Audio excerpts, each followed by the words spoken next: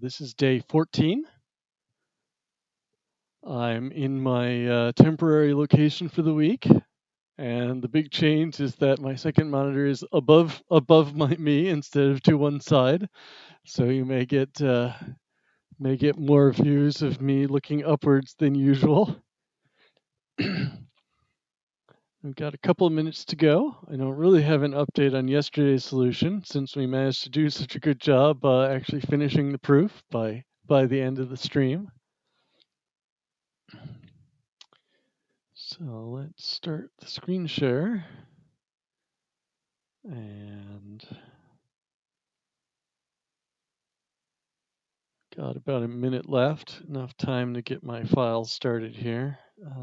So this is day 14.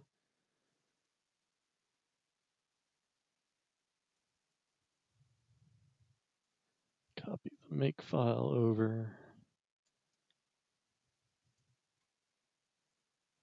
Oh, wow, typing on the laptop keyboard is a lot different than typing on the full-size keyboard. I've gotten spoiled.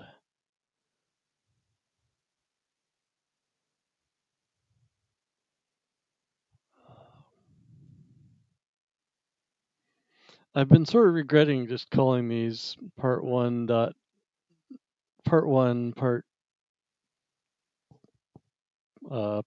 and part 2, but not going to change the convention at the last minute here.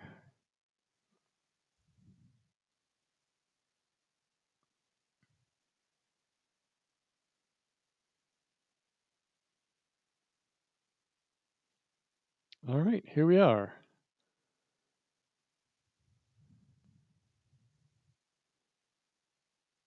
Okay, nearby. Finding the optimal polymer formula. Okay, pair insertion. Okay, so this is the starting point. And these are... Okay, so this rule says if C and H are adjacent, then we can put B in the middle. All right. And they all happen simultaneously. All right. Interesting.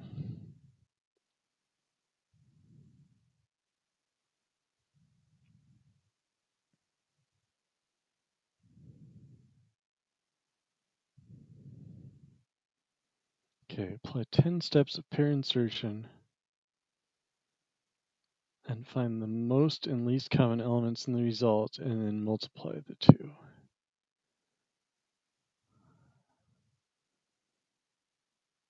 Okay.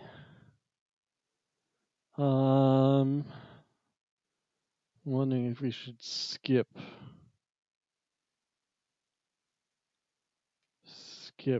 parsing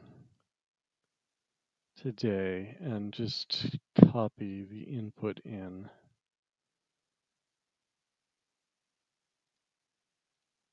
Sure, let's do that. Okay. Except that leaves, well, all right. We'll make it work.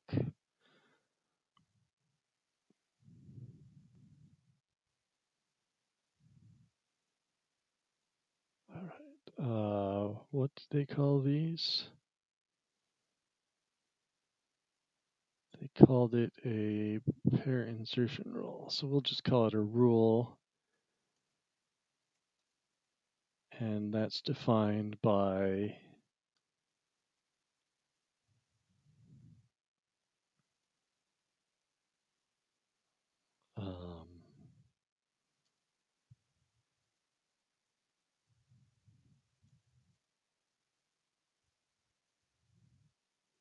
let's do these all as characters.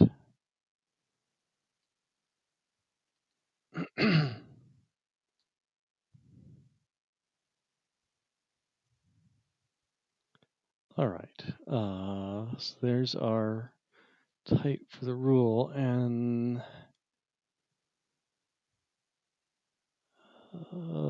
I'm just wondering if there's an easy way to pre-process these.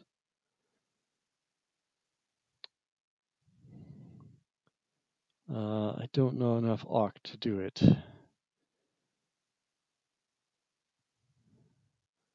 All right, I guess we're writing a parser.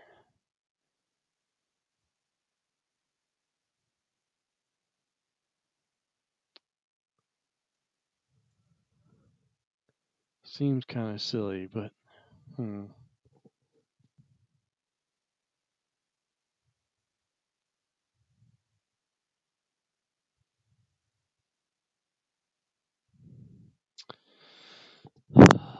I do it?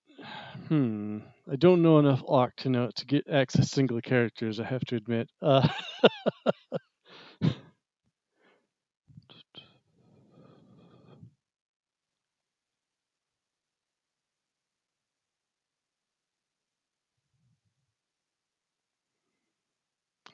just start using the parsing code from yesterday. Hello. This is day 14 of Advent of Code. We got a bunch of rules that we're trying to implement. So this is a rule. All right, so elements equal list.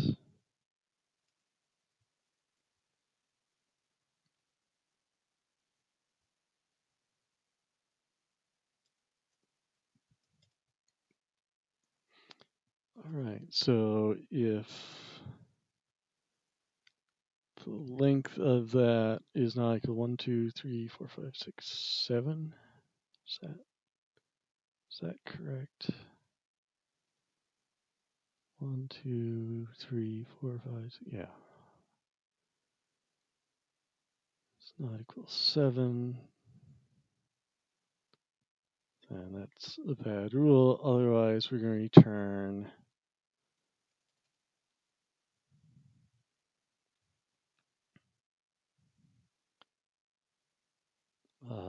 the rule with first character at index 0, the second one at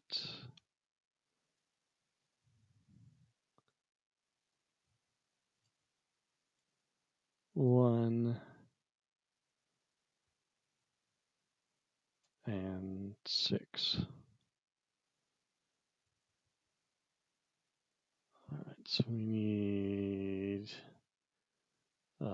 the IO module and the all module. Is that enough?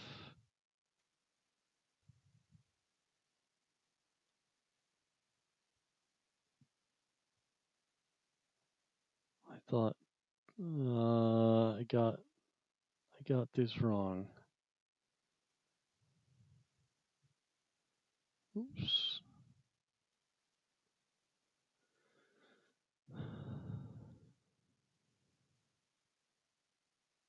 String get a list char. What did I do wrong? How can char not be a known type?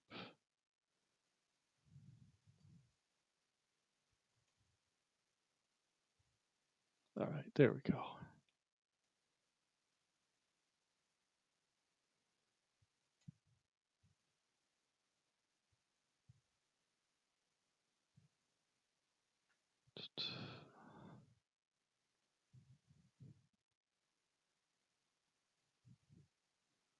I ran into this problem before. The index function in fstar.list has a different meaning than the one in fstar list total.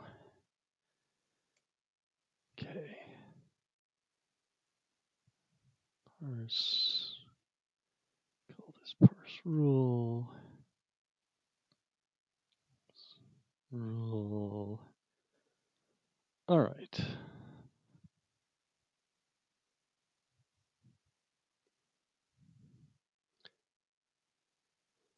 So let's copy that. Let's create our input file. We're not going to put the starting word in there because that's just a pain to parse. We're just going to do it separately.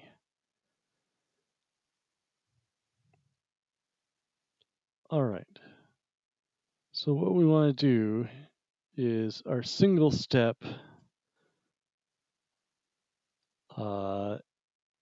takes a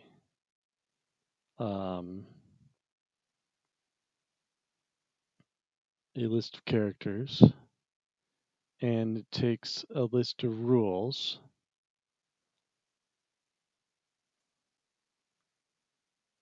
and performs a single step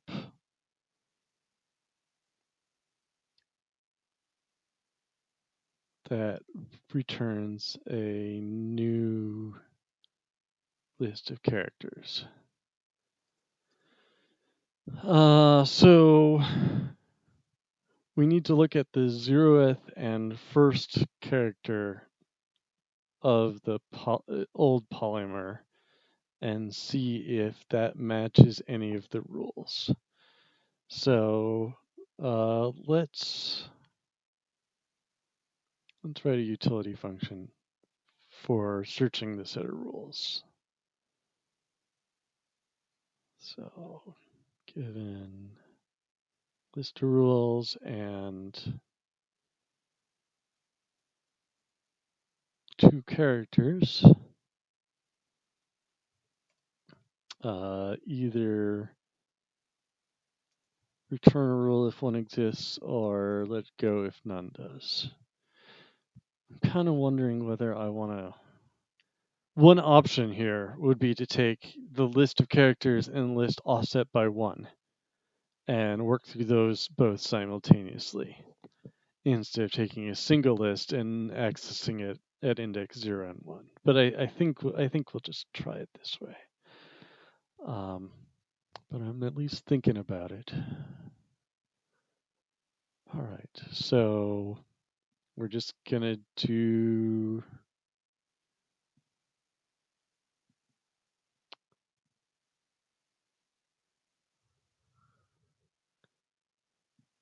there should be a list function to find the first thing that matches a criteria. Because filter would do everything.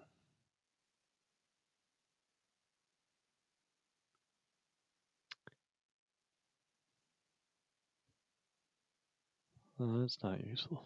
Find. There we go.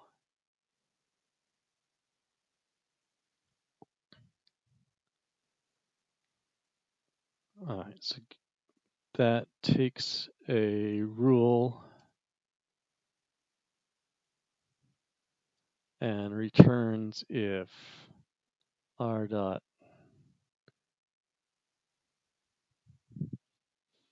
first. Oh, this isn't a record though. All right, so the syntax is rule dot first r equals c0 and dot second r equals c1.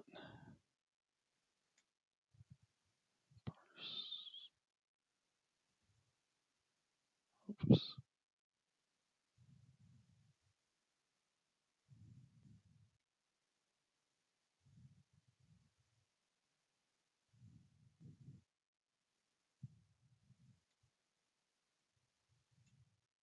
Syntax. Oh. All right, we didn't finish that, and we find that in rules. Lists.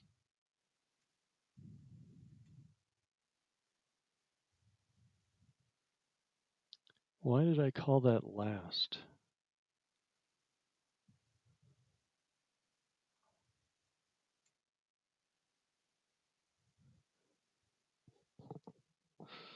Okay, so this is interesting. what find does is it returns the refinement type.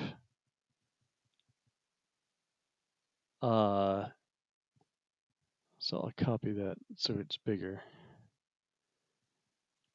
It returns the refinement type that says this only returns things that explicitly match what you asked for. So I could either map that to an option just on the bear type, or I could change the return type here to match, which might be easier if we want to prove things about it.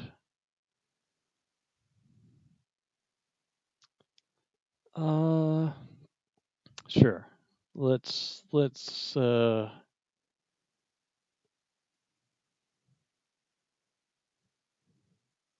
all right.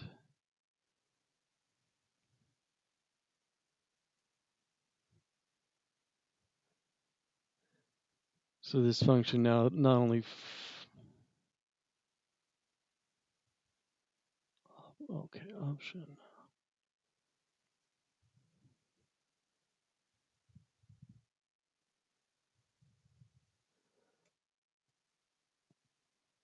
Okay, and it's not recursive. Okay, so we changed this to a function that instead of just returning, no, it's screwed up.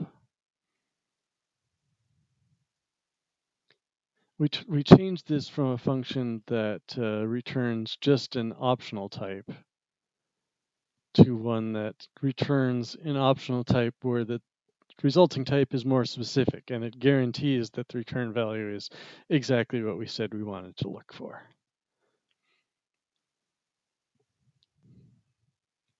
Okay. So we're going to work our way through the polymer, and I think we're going to have to do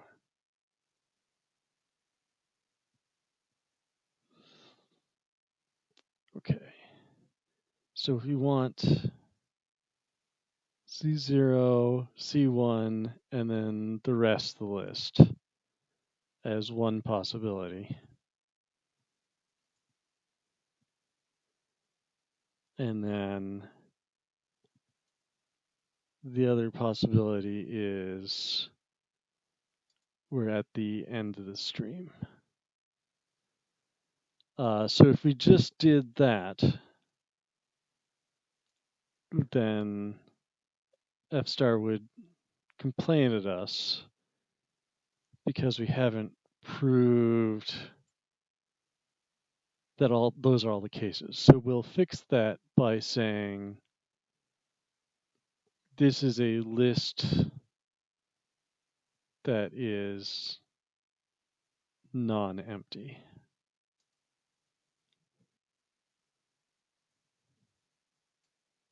And now it says it's okay.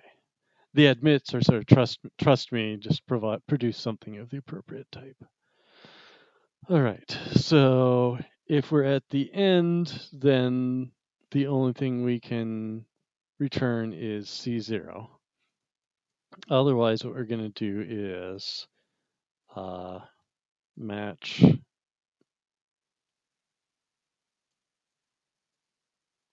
find any matching rule. And if there isn't one, then we keep C0 and we do this single step on everything that remains. So that's going to be start with C1.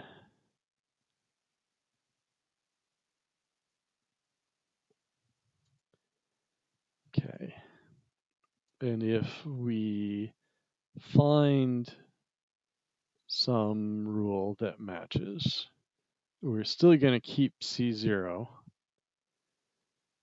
And we're going to introduce the rule's result.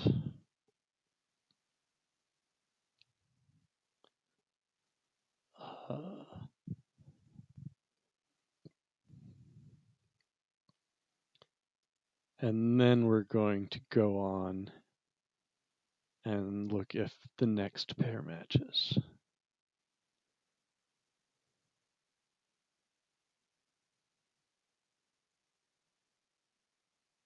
Right, that looks right to me, but it's... Oh, I put these in the wrong order.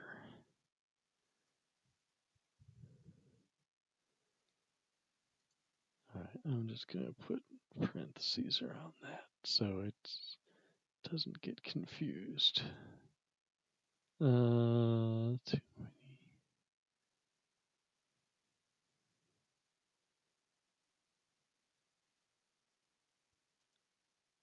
There we go.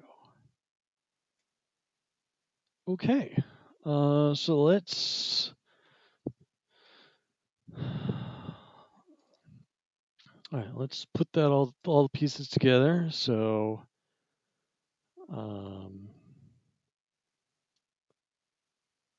just like we did yesterday, we're gonna take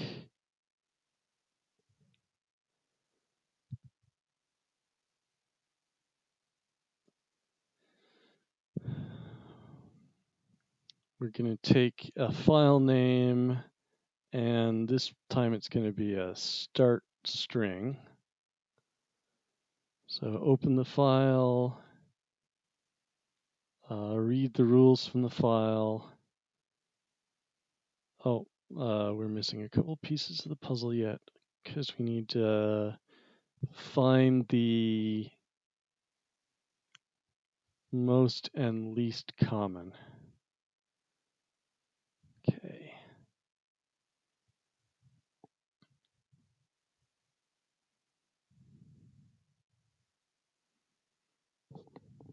Well, let's try out a couple steps. So, single step.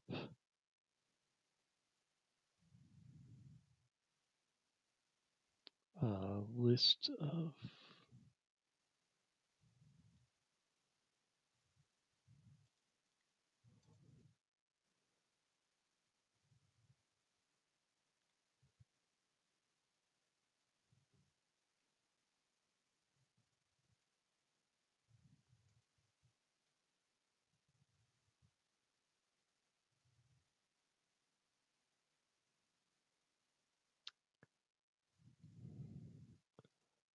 all right, so we're going to print a string of list result 1 concatenated with a new line.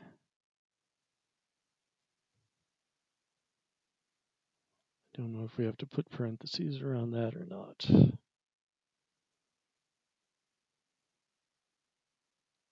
All right, so our part 1 input is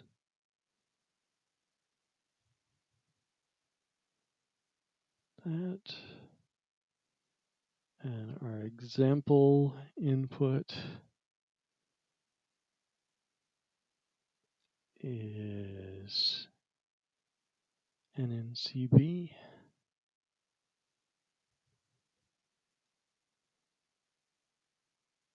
Okay.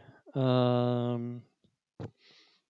right, it's going to complain here because we didn't check that the list was non-empty. Okay, so let's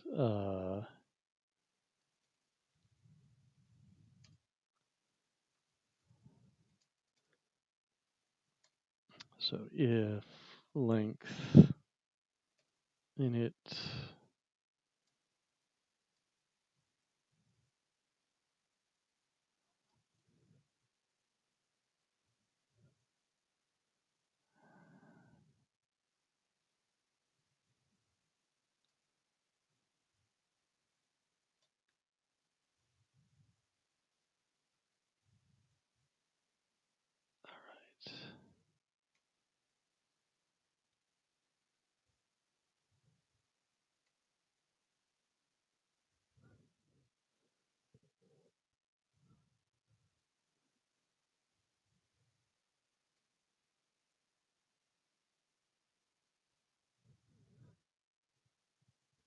That expected type string.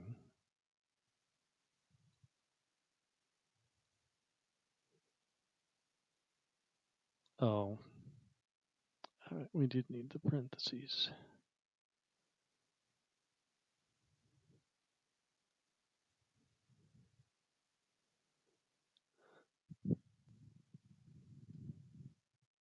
All right, now let's put the example in place.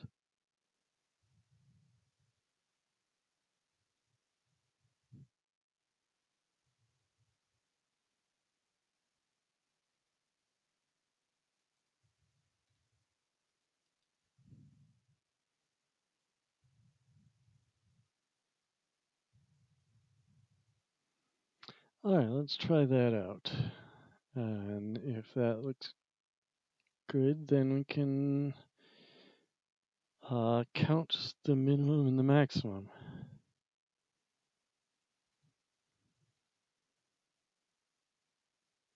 All right. So NCN BCHP, that looks good. All right. Oh, and the next layer firmware. Okay. That seems good. All right. So 10 steps.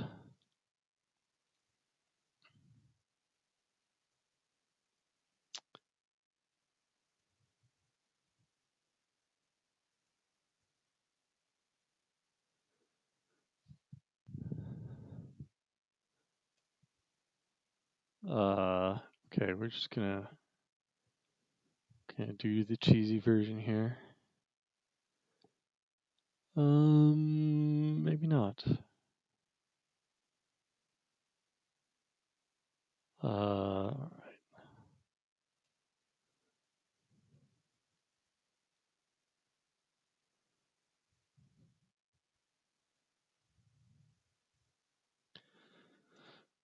Okay.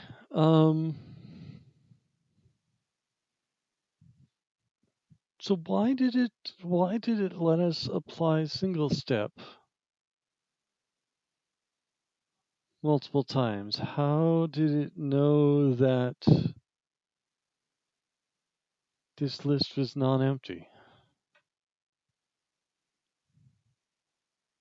It seems like something we have to prove.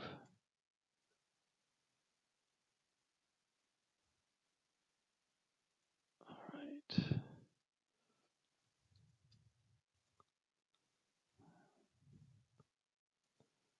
Else steps n-1.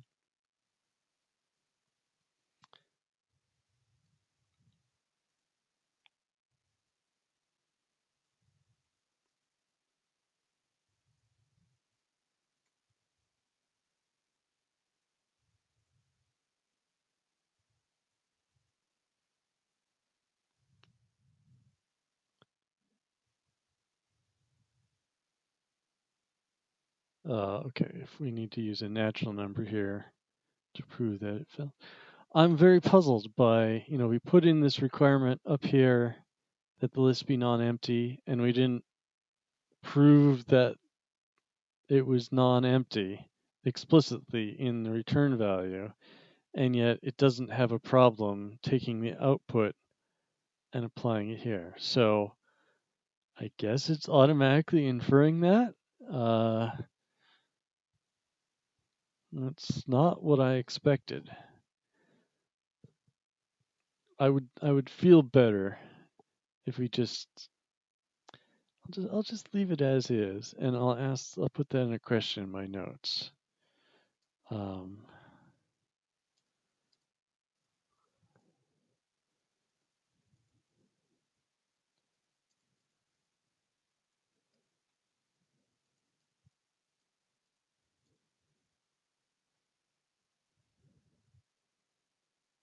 I mean, if it's gonna infer that automatically, then more power to it. Let's good stuff up.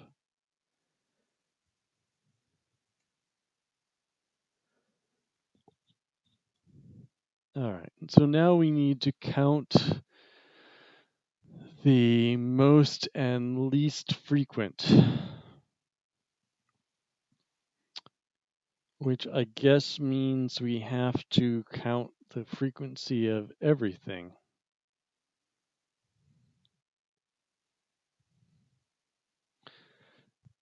All right, so we're going to use a map.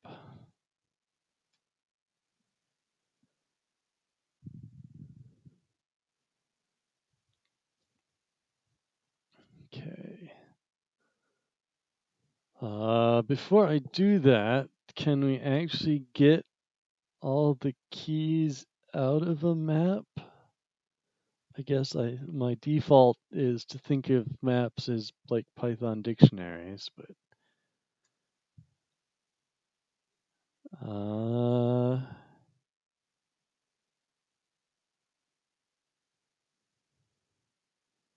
it returns the domain, but that's just a set, and we can't enumerate a set. So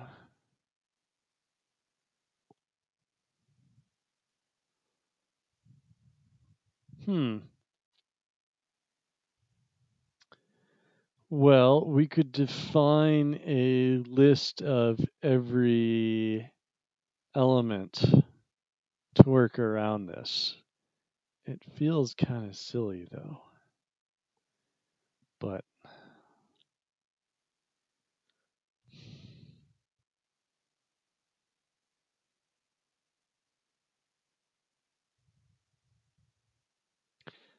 I guess that's the best solution in F star. There's gotta it seems silly to not have an associative array. We could just make it a list, which would actually have more or less the same performance as a map. But why can't we get back the set of keys as a list, which we can enumerate instead of a? I think this was written by mathematicians who think about infinite sets, uh, which we could reason about, but we could reason about using this framework, but we couldn't probably. We obviously couldn't enumerate it. All right, so I'm going to go the cheap way here. I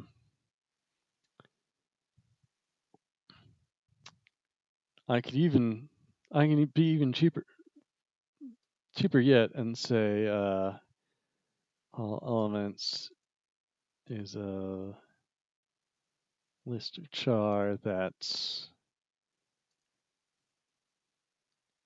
A, C, D, E, F, G, H, I, J, K, L, M, N, O, P, Q, R, S, T. Is that 26? We'll find out. So I don't know which ones are actually there, but they're all capital letters. There's only 26 of them. Oh, but the problem is if any of them are 0, then we'd pick that as our least common, which we don't want. So we can just avoid that. That might happen. With that? No, that couldn't happen for real. All right, but I'm too lazy to figure out what the actual set is. So, all right, so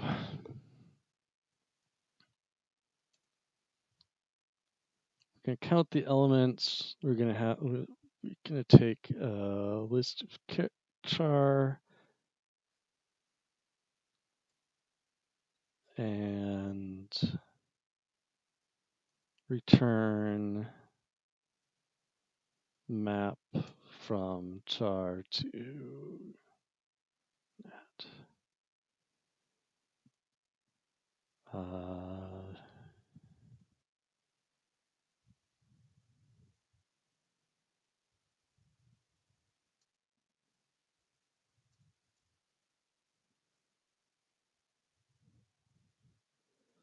All right, so that simple recursion. Empty list returned the map we've built so far. If it's head and tail, then count the tail, and the map is update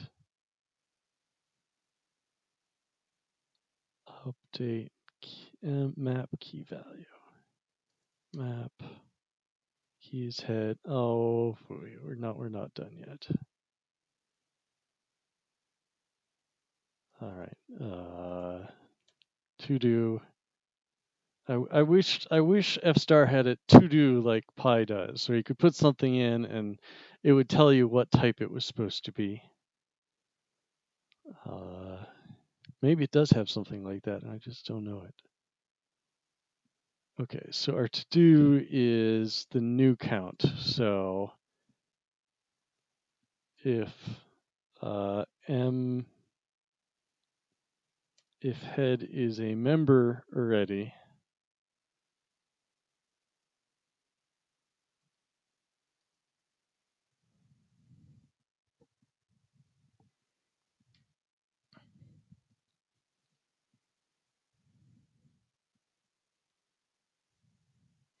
why can't we just look it up? Yeah, let's just start with a constant map. Everything's 0. And then we don't have to worry about this. All right. So the new value is 1 plus the old value. Select map head. All right. How does it feel about that? Oh, bad. Because we didn't reload dependencies.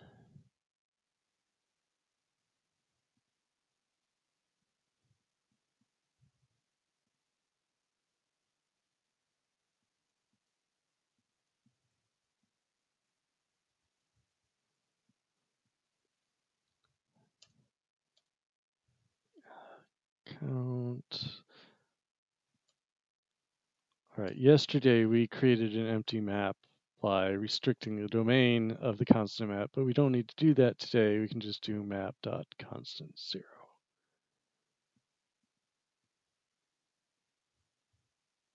No,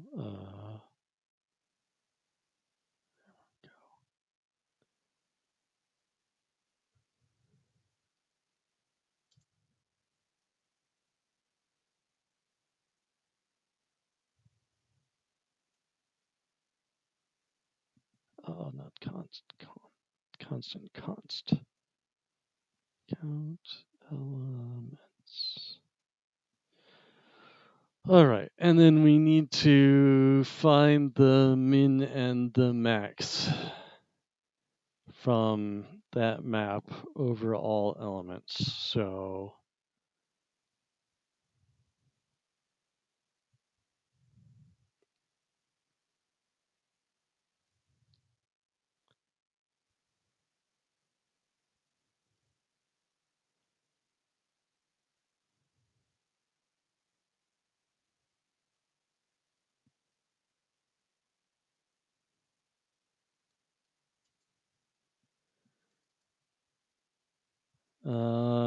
do you need to say this list is non-empty?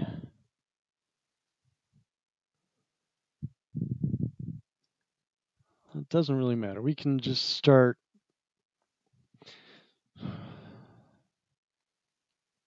We need to start with a plus infinity value, which is not a natural number.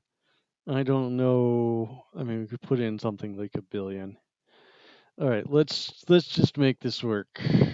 Let's see. This is a non.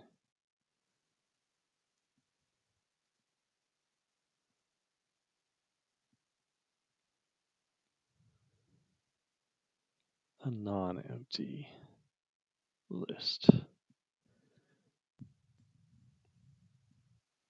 So if it's a single element then the minimum is that. Otherwise, let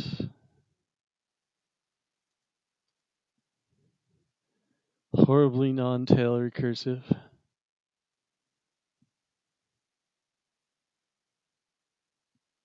Yeah, that should work.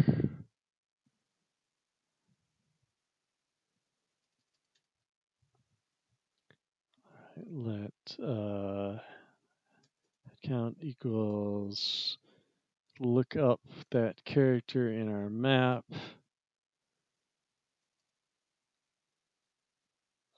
Select head. All right, if head equals 0, then just return the existing min. If head is less than the min, then return head, else min. Missing a then.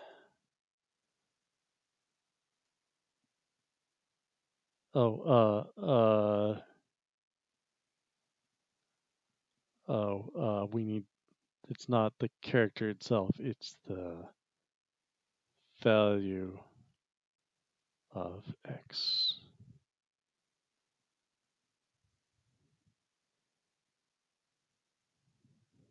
All right, made that same mistake multiple places.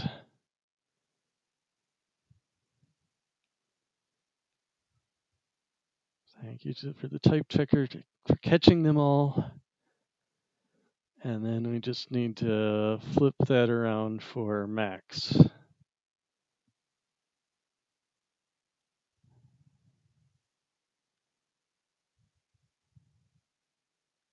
Head is greater than max. I hope there are, that would be bad. I hope there are no duplicate elements. I guess it doesn't matter for part 1. If they got the same value, it doesn't matter which one we multiply. All right, so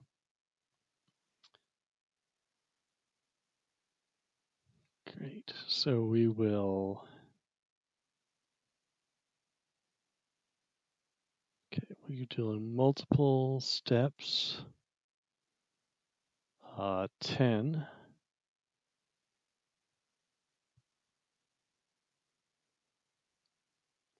And then we will take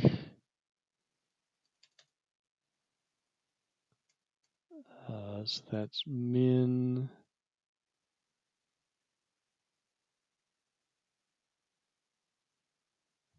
element of oh no, this list is our all elements list, our cheesy enumeration of all possible values that might be in the map.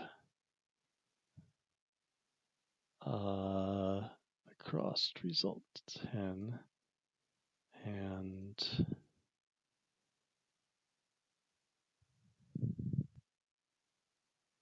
so this function's not named well. It's not really min element and max element. It's the min count and max count. But okay, so let's print it all out.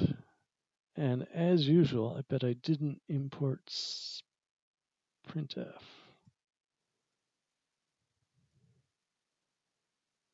All right, so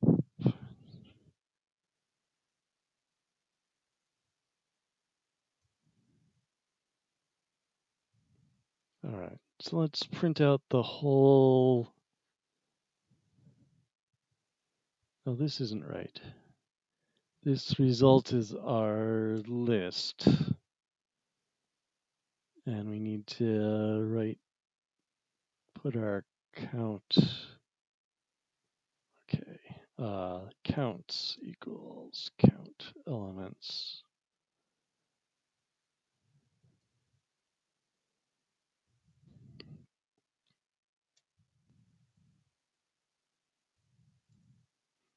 All right.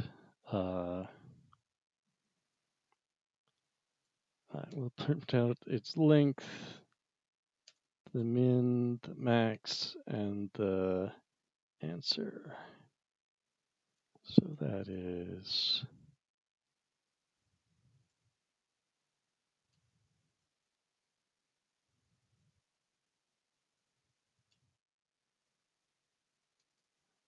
and our old friend op multiply.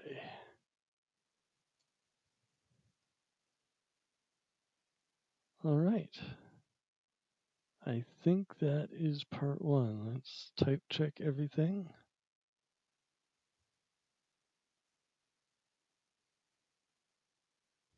Okay, let's kill the sub process and type check everything.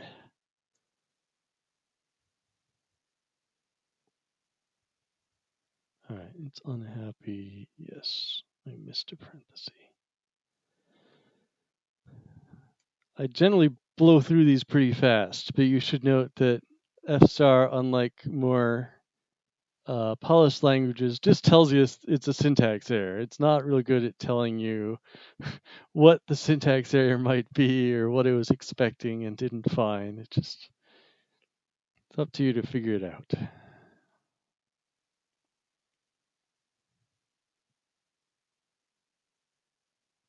All right, we've got new lines. Our min's not working. Let's see.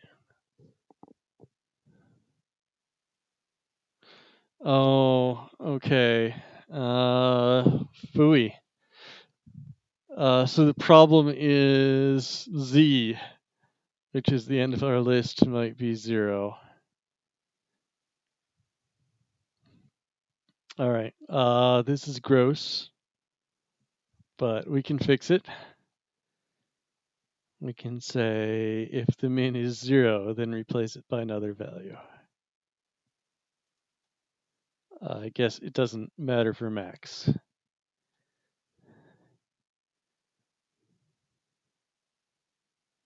All right. Let's fix that new line while we're at it.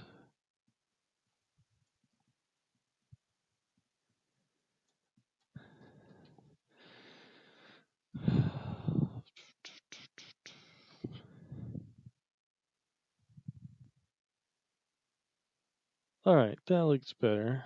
What does the example say? Oh, we're supposed to subtract, not multiply. All right, let's fix that.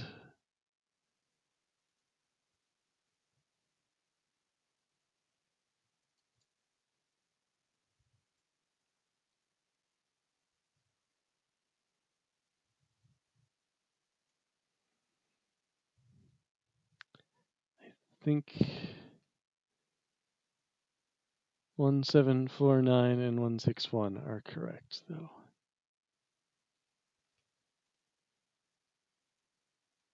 Okay, let's try that.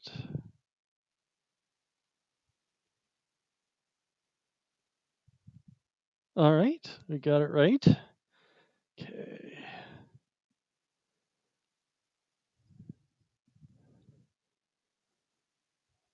Ooh. Yuck.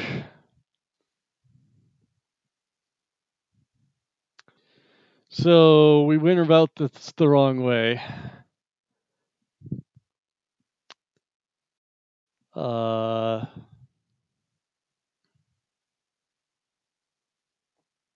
at least we're going to need to do something clever. So we're not going to be able to keep, how many is this? 2 trillion characters in memory. My laptop does not have that much memory.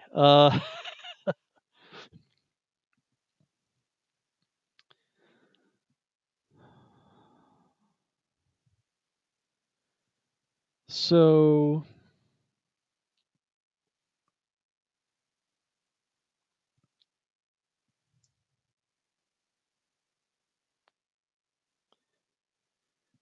we can view the rules in a different way.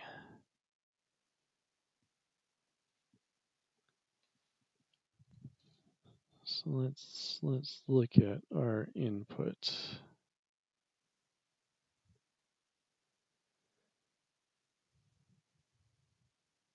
I'm going to copy this to part 2.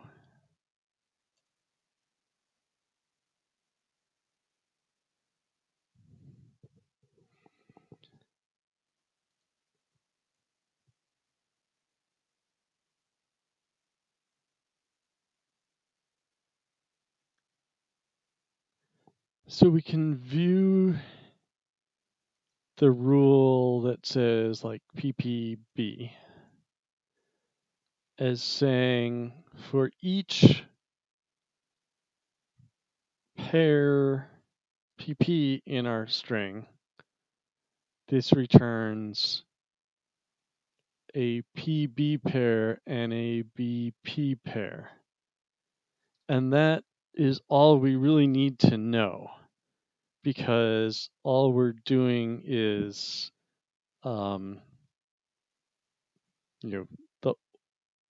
the global order doesn't matter. All that matters is the pair. And so the rule PP inserts B says for every pair we've got, the same thing's going to happen. It's going to produce 2 outputs. So if we take our input and count the number of pairs in it, or just do it by hand, so this input is an NN pair, an NC pair, and a CB pair. And those could only be put together one way, but we don't really care. So we've got just 3 entries in a map. Then we can just keep track of the number of such pairs, and there's only a modest number of them, up to 26 times 26. All right, let's do it.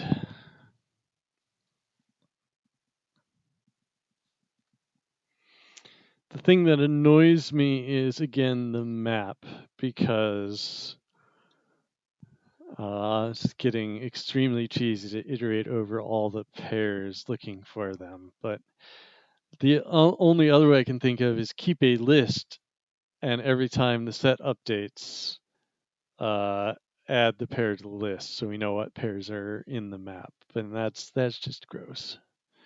So I think it's less gross to just iterate over all elements twice to find all the pairs. Okay, so our polymer is now a map from pairs of characters to the number that occur.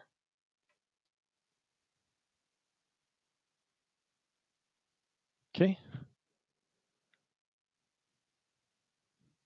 Did I use the word polymer in here already? I did.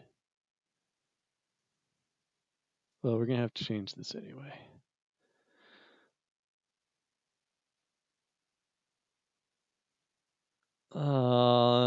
And if we were clever,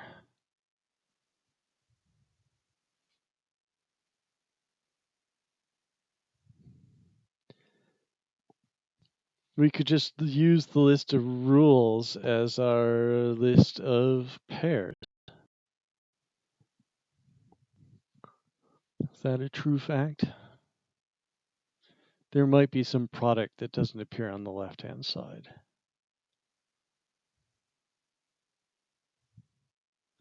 Still, it feels like we're missing something by not just treating this as a vector. But yeah, we don't know the size of the vector without analyzing the rules in more depth, and there's enough of them that I don't really want to work through that and maybe make a mistake and have to change it anywhere. Okay.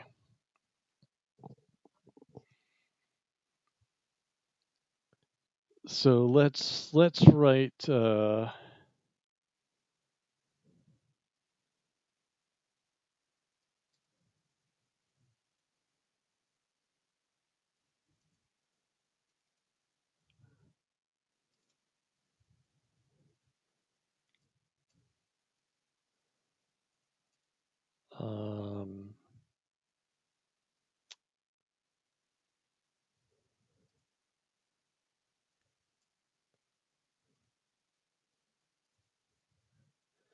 All right, so let's write a function to parse that string into a map.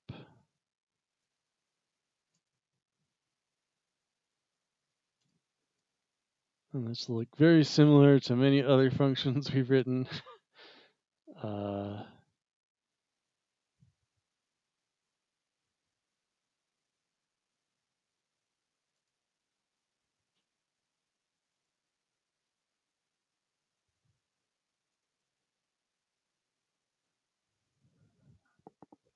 Do we want this to be non-empty?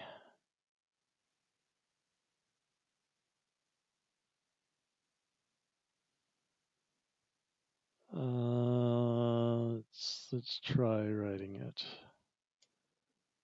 If it's empty, we just return P. If it's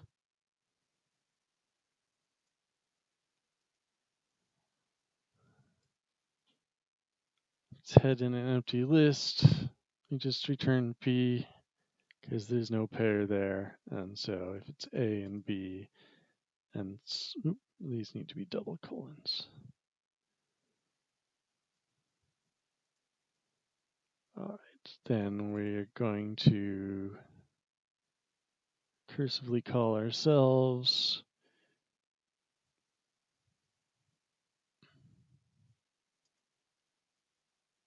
on the tail of the string starting with B, and we're going to update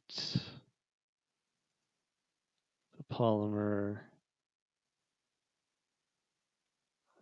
We wrote exactly this somewhere.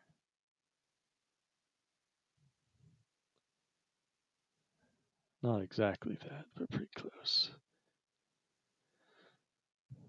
Update the polymer with the key is A comma B, the pair AB, the ordered pair AB, and then 1 plus select from the polymer AB.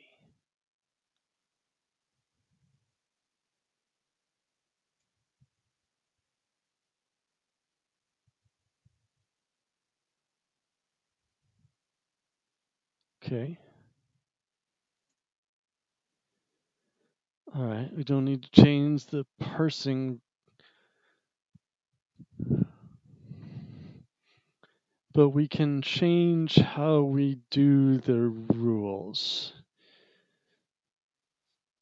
So instead of iterating over the string, we're going to iterate over the rules. So let's do,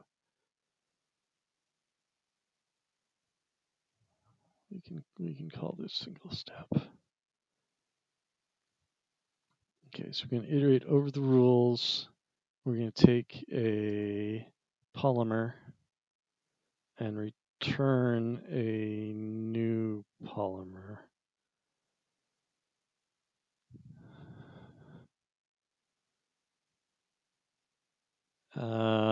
And we better take a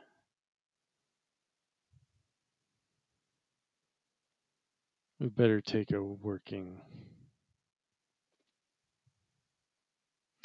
Let's take that as a third argument, that working as a third argument to, so we can make this function tail recursive, because it'll probably matter at this. Again, number rule is not so big. Okay.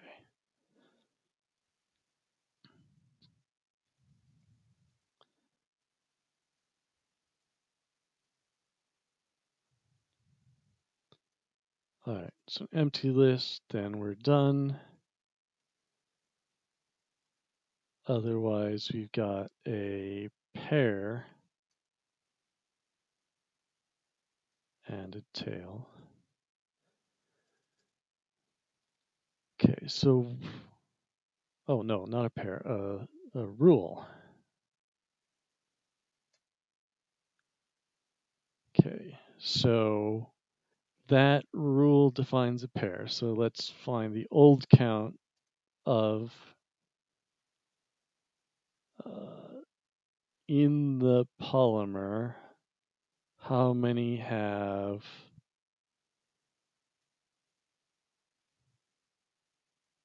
Should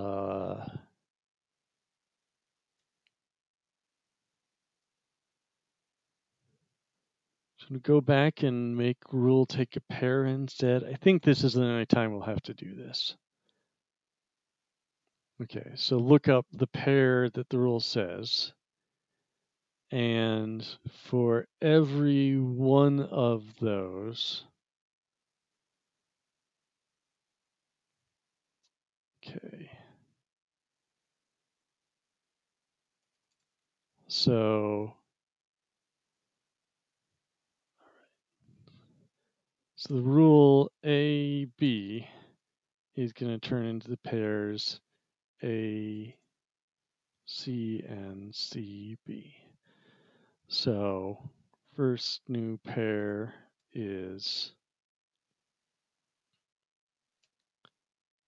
rules results are, that's too long.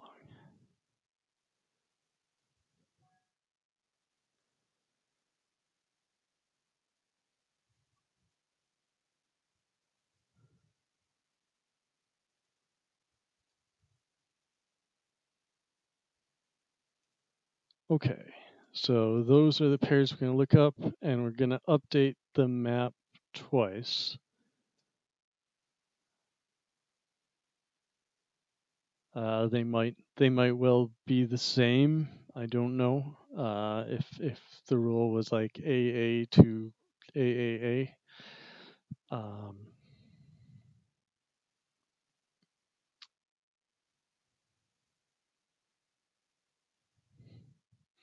We're going to get in trouble here. So we're going to have to end up by counting the number of characters, the total, and we have the count of pairs. So every character will be represented twice except the first and the last. And the first and last character can't change. So we can reason this out. We got all the information we need. Okay, so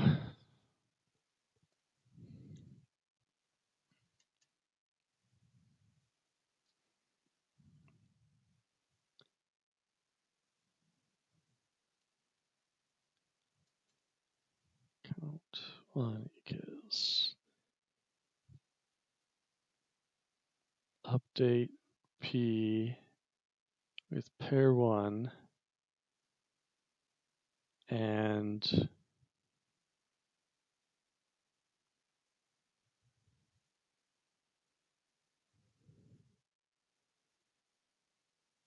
no, we're going to update the new polymer with pair 1, and that's going to be the number of old pairs we found plus however many were in the map to begin with.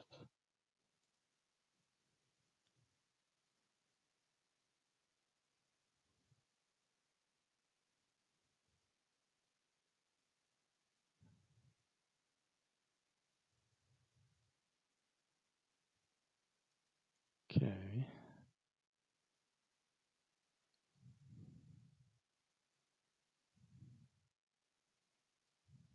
Then update that again.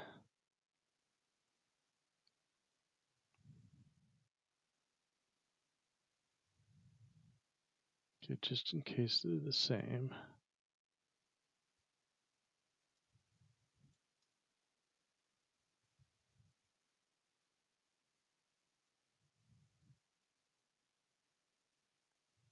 Okay.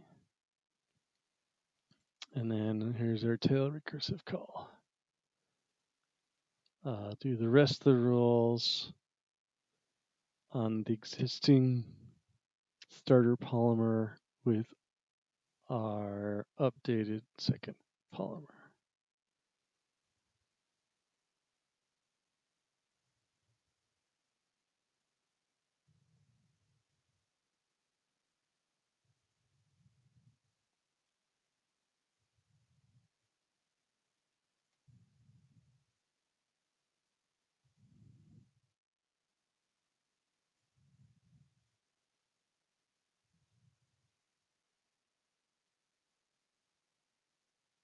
Oh, phooey.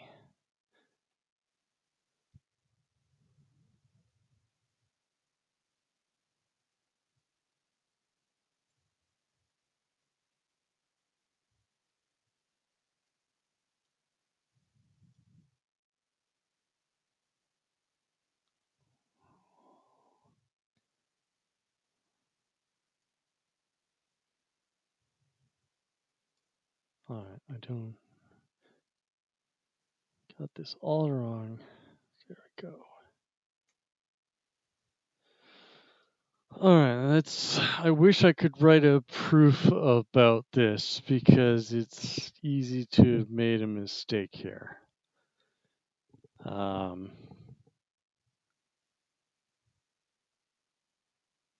Not sure what that would be.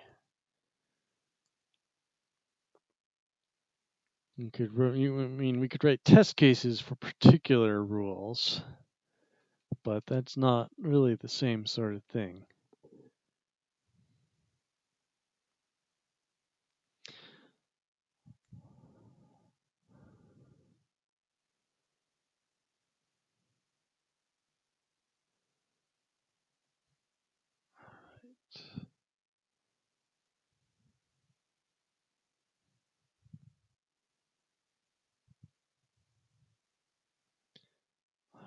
If n equals 0, then p else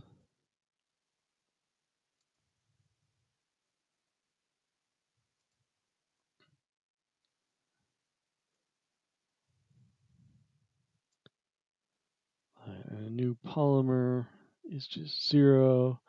I mean, we should really give that a name, like new polymer, but okay.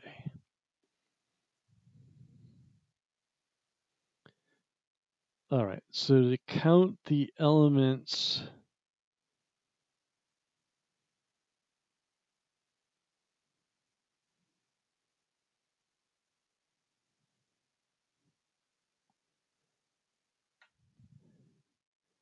all right, so to count the elements from a polymer, we need to know what was the initial list of characters.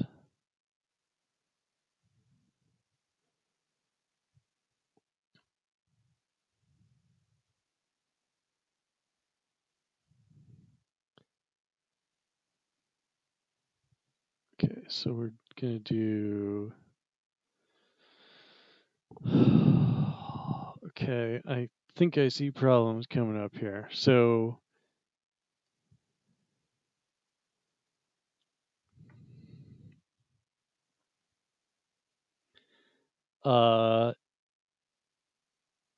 if we can only subtract one from a natural number if we can prove that that number is greater than 0, right? We can't subtract 1 from 0 and still get a natural number.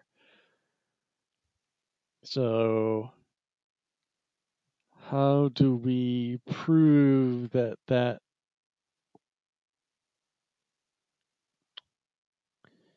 count is going to be greater than 0? So what I want to be able to do is update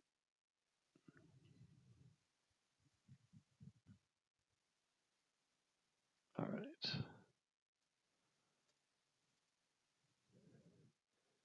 Let me just write out a comment what we're doing here. So we're saying the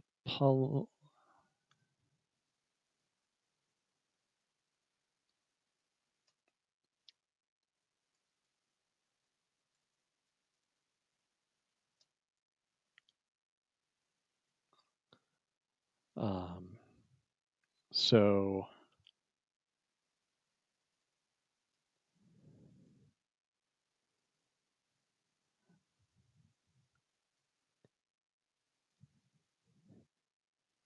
AB and BC.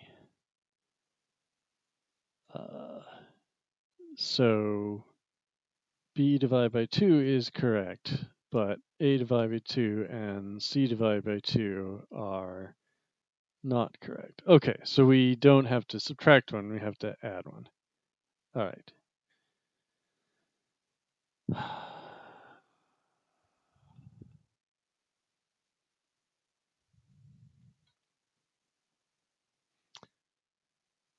Okay. So, all right.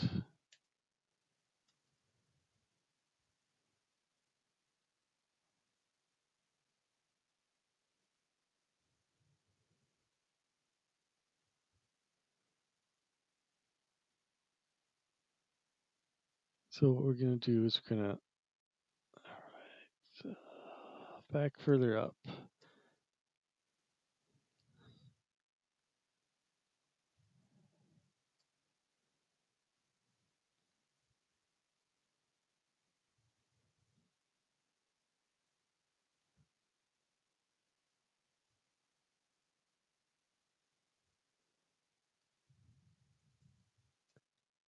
All right, we got the first character and the last character. Length init minus 1.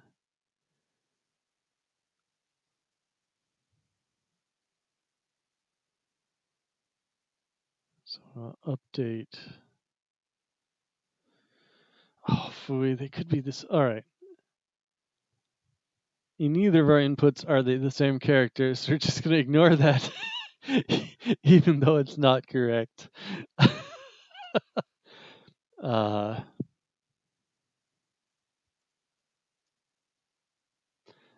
That might cause us trouble if we try to create a proof of correctness.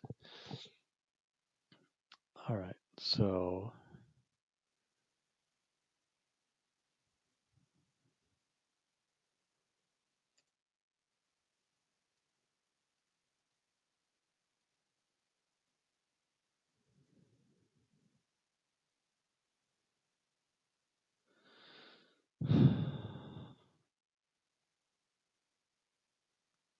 all right.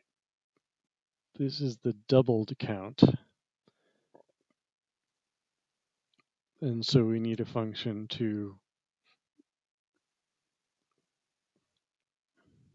have all the counts in.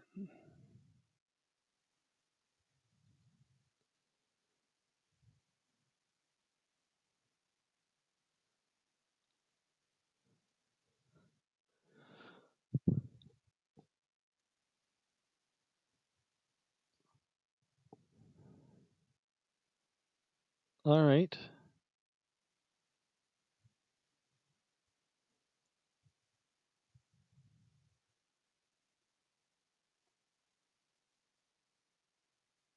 So how are we gonna, all right, we're gonna iterate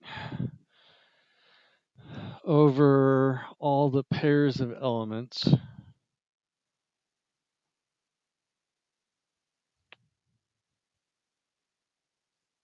Can I write? I really miss iter tools from Python.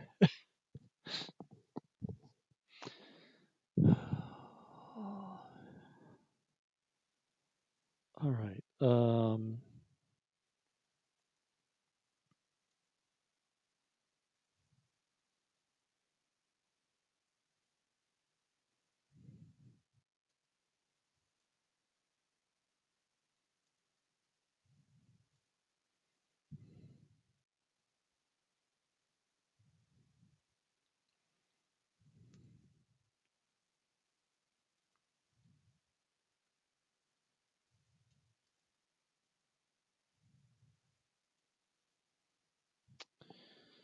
How are we gonna do this?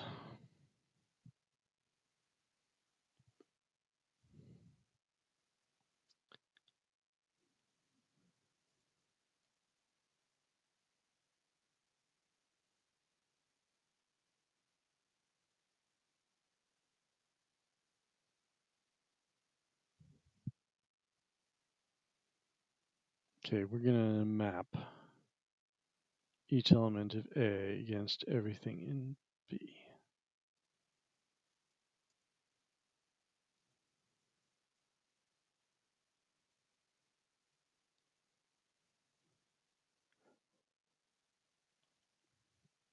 Okay, so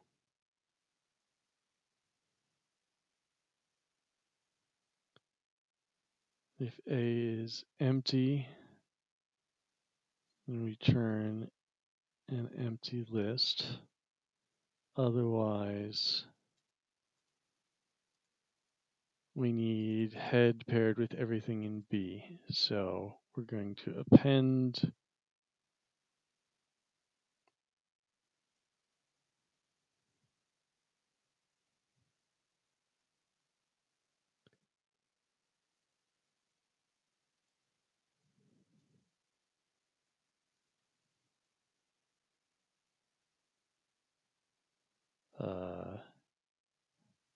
head X. Yeah, we're gonna take the first element of A, pair it with everything in B, and then go on to the next character in A and do it again. So that is product of the tail with B.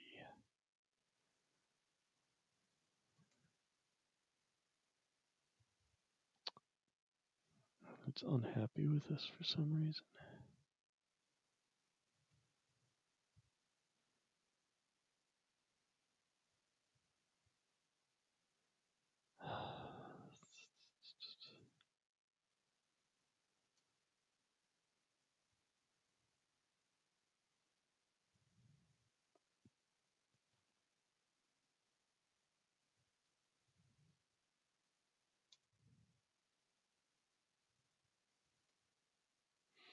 Okay, so this is just product of all elements with all elements.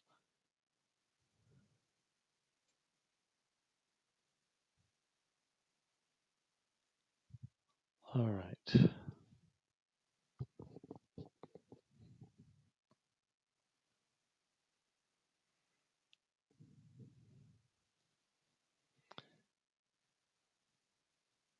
So here what we need is to give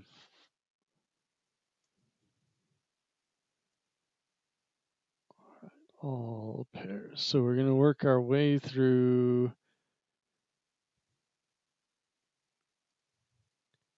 a list of pairs.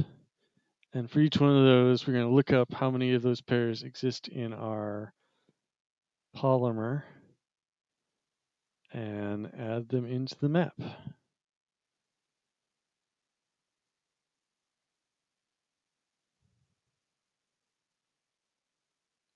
Okay.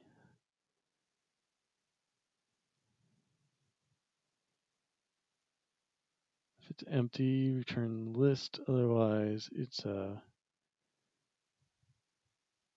pair and a tail. So we process the tail and we update the map with the first of pair.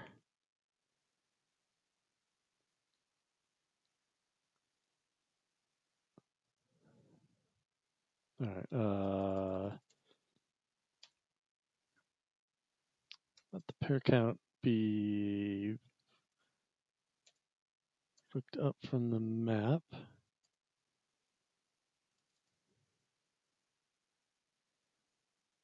Okay, and then the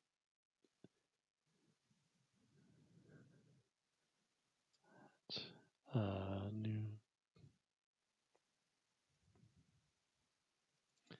So we update M with the first pair and pair count plus whatever was in the map before.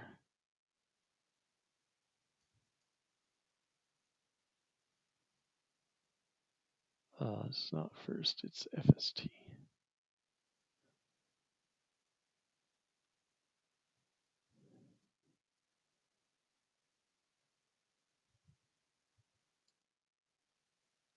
And then we need to do that again with the second pair, but we need to, okay, we'll call this M1, this M2. So we need to update M2. No, we have to update M1.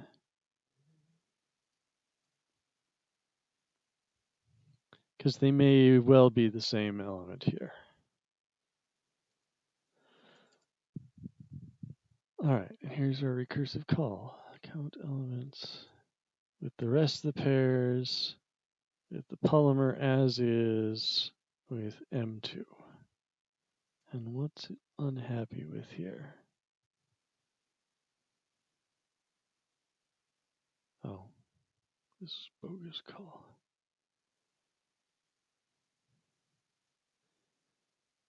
Why did I start typing self for select?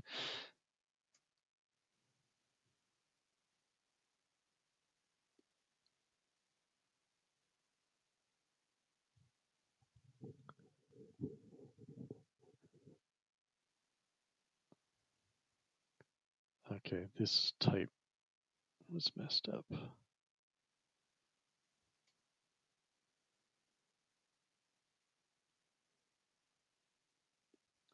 Okay, we need to select from the polymer.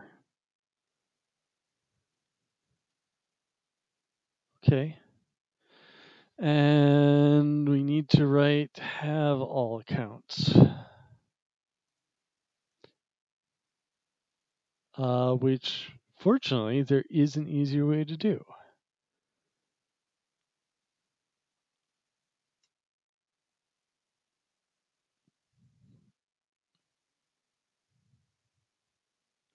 Oops.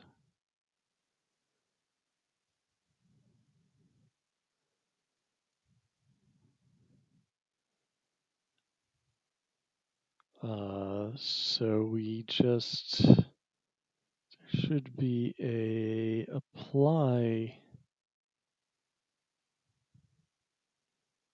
Yes, map val, a map whose domain is the same as M, but all values have F applied to them. Okay, so map val, our function is from x, a natural number, to x divided by 2. All right, let's tell it we're mapping from nats to nats.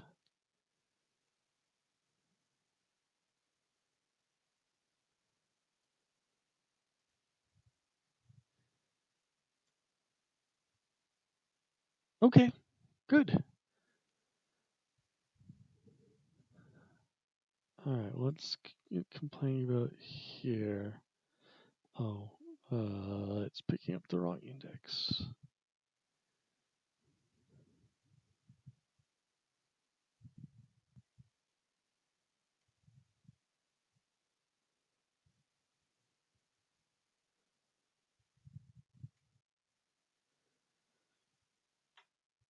All right. So I think we just need to plug all those together.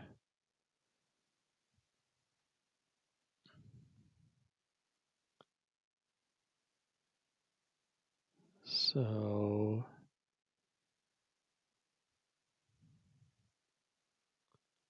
where was our function? All right, string to polymer.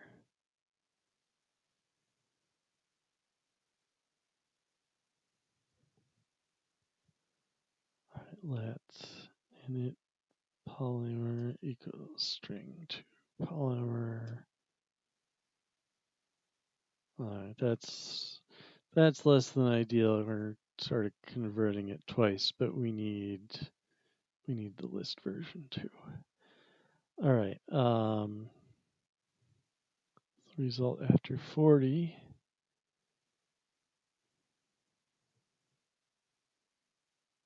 I was doing it twice before too. All right.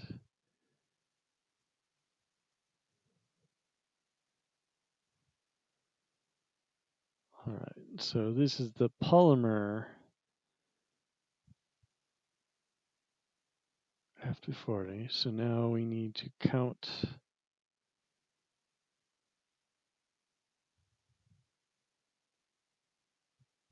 count elements in that polymer and give it the initial counts to adjust.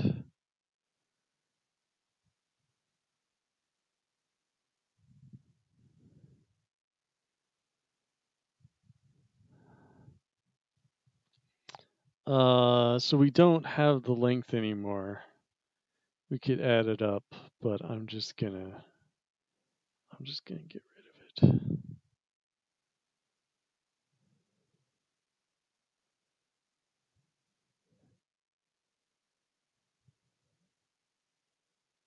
All right, let's give this a spin. Oops. I changed the name.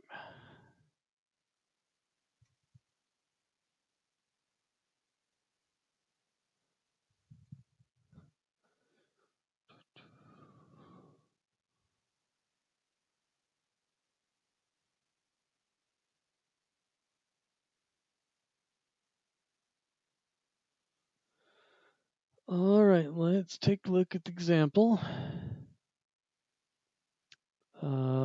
Max 219.203.956. Hey, that looks good. Min is 384, and the answer. Okay. I'm not super confident in that all the everything we did today, but let's give it a try. All right. That was correct. Took us about an hour and a half again. We had been trending downwards. What's the... I would imagine most people got it faster than I did.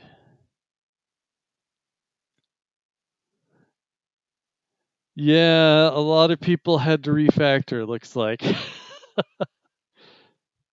Or just threw out their hands in disgust.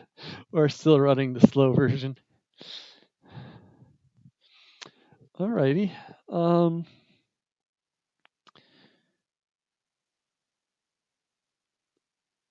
So there are a lot of things where, I wrote something that was a little tricky, and I would really have liked to write a type to verify that was correct. And this is actually a case where I think for things like these lines, the imperative version would have actually been easier to write and prove things about.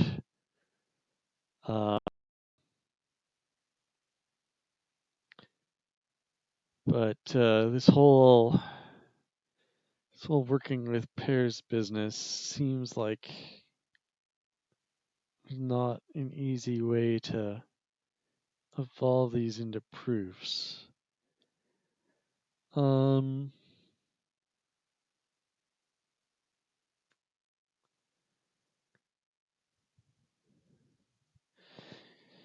Particularly this function, like we're doing a lot in there. And it would be nice to prove, okay, so it'd be nice to prove that, I'm not going to write it, but I'm going to write what this invariant is, because here this is sort of an inverse operation. So if we had the, all right, let's count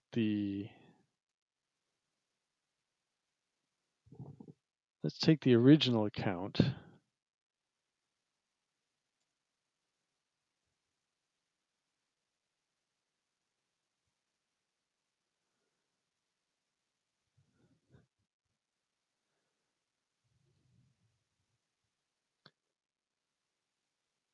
Okay, so it should be that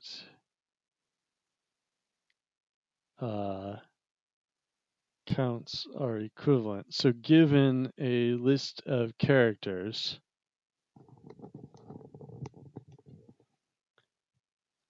then it should be the case that if we do the original count, that should be the same as if we convert the string to a polymer. Right, I didn't write that well. All right, so if we do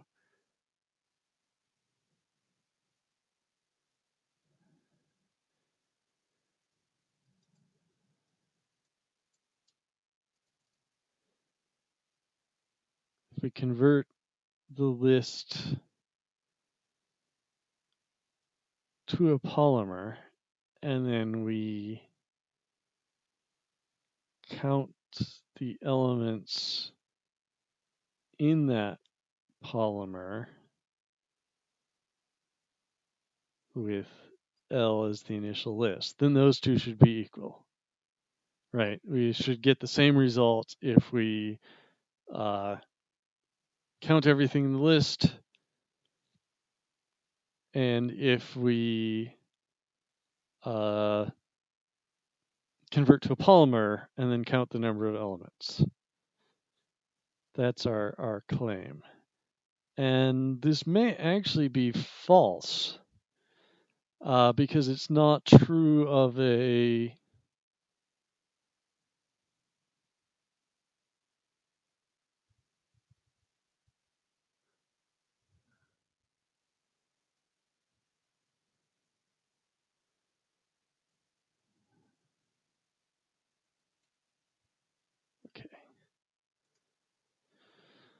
because it's not true of a one element list, I think. I think it's only true when the list has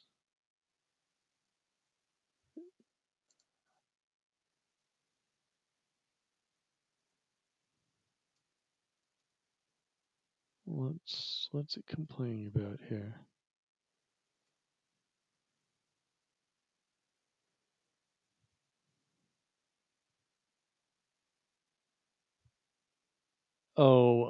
Maps don't have decidable equality. They only have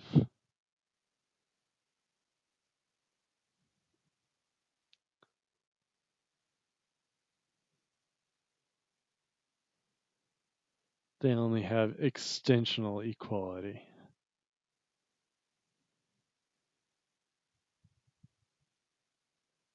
Which is a property, not a test. So it would have to be map dot equal first element that that's getting even harder to prove.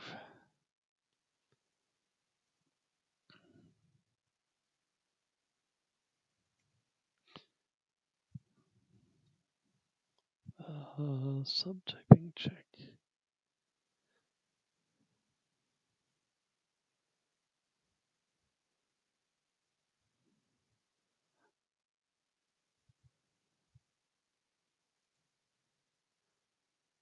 All right. We can only state it about non-empty lists to begin with. So that's a property we would very much like to have, that all our adding 1 and dividing by 2 worked. But I think it's way beyond what I can accomplish before I need to go to bed. So I'll just leave that as a exercise for another day. But that would be a very useful property to have, right? Is to ensure that all the funny things we did still was morally equivalent to counting every element in the list.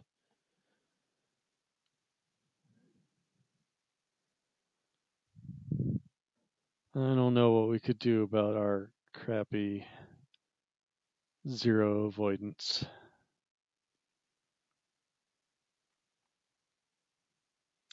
There's got to be a better way to do that. But again, the better way is have a map whose domain is iterable. Uh, so maybe we should just write that for future use. All right, I'm gonna call it a night. Thanks for staying up with me.